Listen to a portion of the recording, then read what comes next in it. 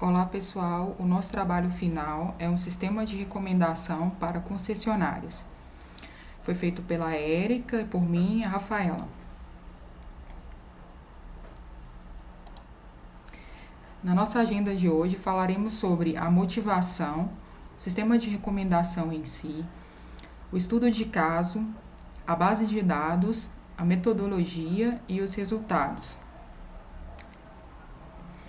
A motivação.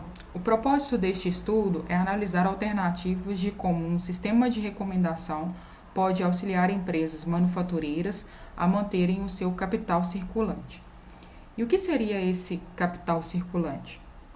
O estudo do capital de giro é fundamental para a administração financeira, porque a empresa precisa recuperar todos os custos e despesas, inclusive financeiras, incorridas durante o ciclo operacional e obter o lucro desejado.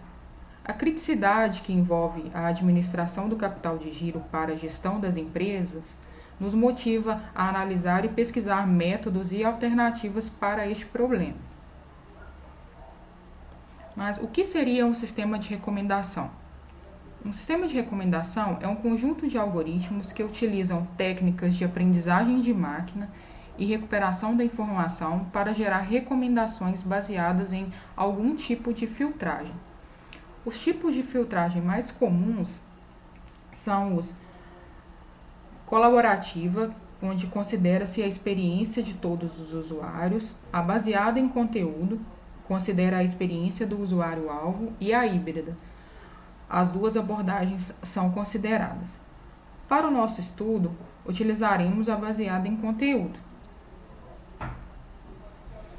Sobre o nosso estudo de caso. Como estudo de caso, para este problema, será adotada uma experiência compartilhada em uma fábrica de automóveis, onde, para atender a regras de economia de energia e melhor gestão dos recursos materiais na produção de veículos, a fábrica produz alguns carros a mais que ficam parados no pátio para a empresa aguardando destino, gerando assim perda de capital circulante.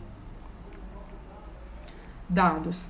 Utilizamos base de dados do histórico de veículos sumarizada em quantidade de estoque, quantidade de varejo, carteira de pedidos, estoque fábrica, todas as movimentações do veículo até a entrega para o cliente, referente ao mês de setembro de 2018, totalizando assim 6.742 registros.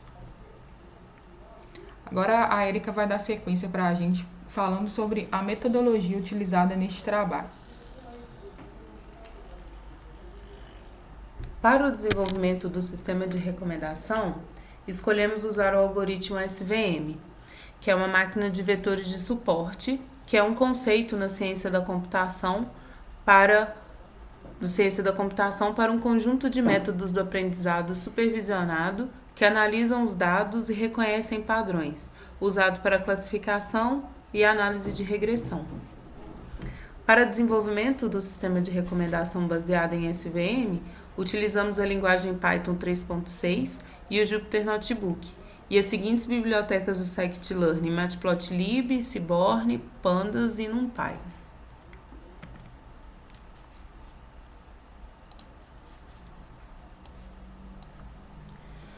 A princípio, vamos fazer a importação de todas as bibliotecas que usaremos para a manipulação dos dados, a visualização, tratamento e a validação cruzada, dentre outras.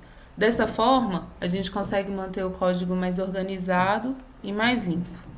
A seguir, a gente criou um data frame que vai receber a nossa base de dados, que é um arquivo CSV contando todas as 6.742 registros referente à movimentação de veículos do mês de setembro. Logo abaixo, a gente tem o método info, que ele imprime o resumo de contagem de colunas e seus tipos de dados. Aqui, a gente verificou se algum desses dados importados tem algum valor nulo. Então aqui a gente viu que a base ela está bem coesa, ela não tem valor nulo para nenhum dos atributos.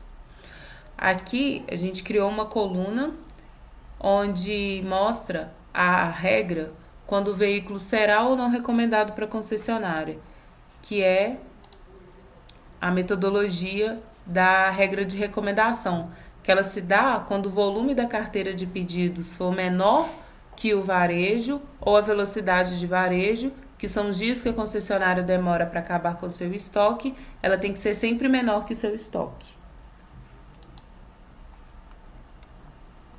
Aqui só verificando se a coluna foi criada corretamente, a coluna target. E aqui foi feito a análise de descrição do dataset. Ele gera estatísticas descritivas que resumem a tendência central, a dispersão e a forma de distribuição de um conjunto de dados. E exclui os valores nulos. Como a gente já viu, a nossa base ela não tem valores nulos, então essa informação está bem certinha. Ela analisa séries numéricas e de objetos, bem como conjuntos de colunas de tipos de dados mistos. Como, por exemplo, aqui a gente tem a nossa coluna de código de concessionária, que ela determina o ID, que é um valor único para cada concessionária. Na nossa análise, essa coluna ela vai servir somente de identificação, para saber qual concessionária é qual. Então, nesse caso, essas análises de estatísticas, como quantos registros tem, a média, o desvio padrão, o menor valor, o máximo valor e os quartis, não se aplicam para essa coluna. Logo abaixo, a gente criou o mapa de calor para tentar entender a correlação entre os atributos. Se a gente verificar no eixo Y e no eixo X, quando são nas mesmas colunas, elas têm o comportamento de 1, ou seja, a própria variável ela se correlaciona muito bem com ela mesma. Então, por isso que o centro sempre fica com o valor de 1. Já para o nosso sistema de recomendação, é importante verificar que varejo e estoque rede, eles se relacionam muito bem, eles ficam próximos de 0,75. O que significa? Que assim, da mesma forma que o varejo, o faturamento da concessionária, ele aumenta, o estoque rede também aumenta. Então, eu tenho mais carros ao mesmo período que eu também faturo mais. Isso é um indicador importante para o nosso sistema de recomendação. Aqui eu tenho a dispersão dos dados em relação ao que foi a nossa regra de recomendação e verificando outros atributos dentro do nosso sistema. Aqui a gente está considerando o estoque rede com varejo. Aqui a gente está verificando a velocidade varejo com a carteira de pedidos. Quanto mais eu tenho de carteira de pedidos, menos eu recomendo. Os carros estão centralizados quando na recomendação eles estão centralizados próximo quando eu não tenho muito veículo para poder chegar.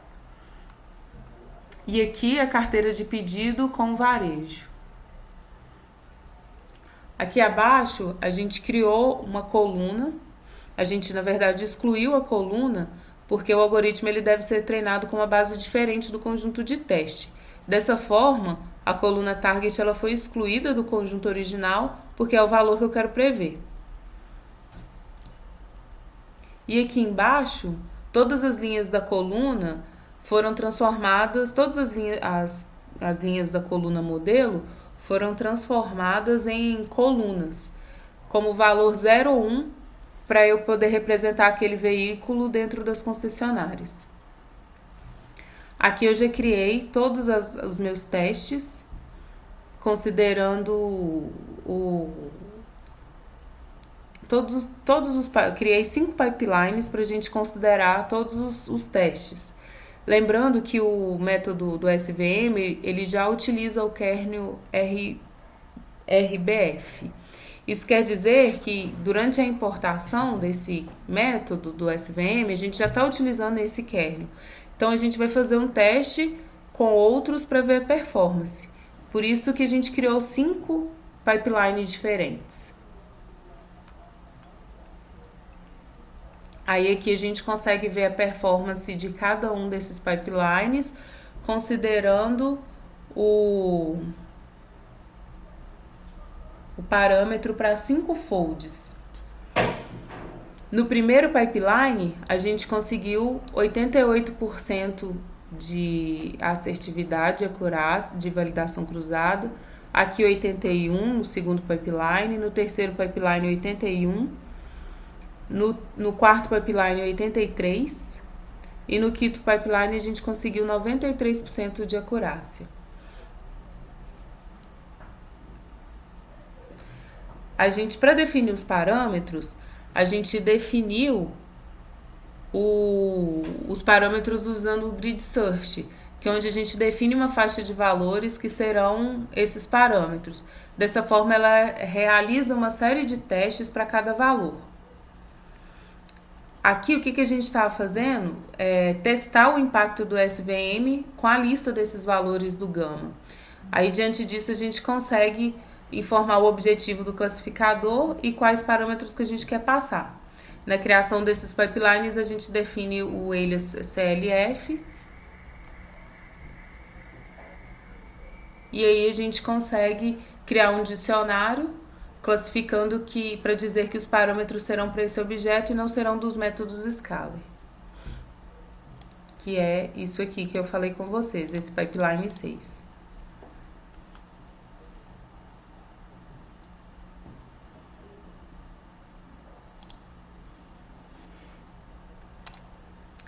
Aí, como conclusão, a acurácia ela é o percentual de acertos do classificador, porém ela não mostra sozinho o desempenho do classificador por classe.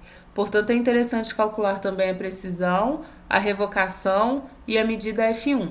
Com as métricas de precisão, a revocação e a F1, temos uma visão clara dos resultados e nos permite entender melhor como o modelo está funcionando.